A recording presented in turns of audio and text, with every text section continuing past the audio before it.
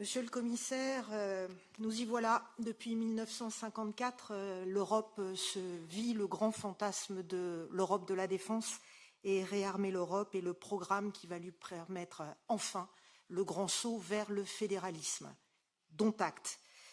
800 milliards d'euros au prix d'un endettement massif, alors que nous ne savons déjà pas rembourser les prêts que l'Union européenne a contractés par le passé. Ce que vous appelez une souplesse budgétaire, monsieur le commissaire, c'est une course folle à l'endettement pour des économies européennes qui, pour la plupart, sont exsangues. Monsieur le commissaire, vous n'avez pas affaire à des économies en guerre, vous avez affaire à des économies en ruine. Alors ma question est très simple. Comment voulez-vous sérieusement faire adhérer les opinions européennes à ce projet? Merci beaucoup.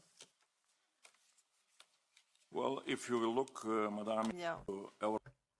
Si vous regardez l'Eurobaromètre, Madame, qui est régulièrement publié, c'est un sondage, une enquête sur l'opinion des Européens, vous verrez que plus de 70% des Européens souhaitent que l'Europe soit plus forte en termes de défense et développe des capacités de défense. Les gens de la rue comprennent bien ce qui se passe.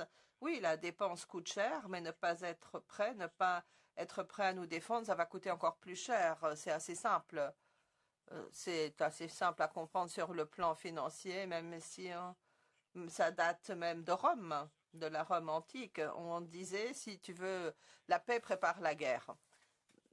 Donc la question, c'est, je vais l'inverser. Est-ce que vous voulez vraiment la paix sur le continent européen? Si vous voulez la paix sur le continent européen, alors soutenez ce que nous sommes en train de faire.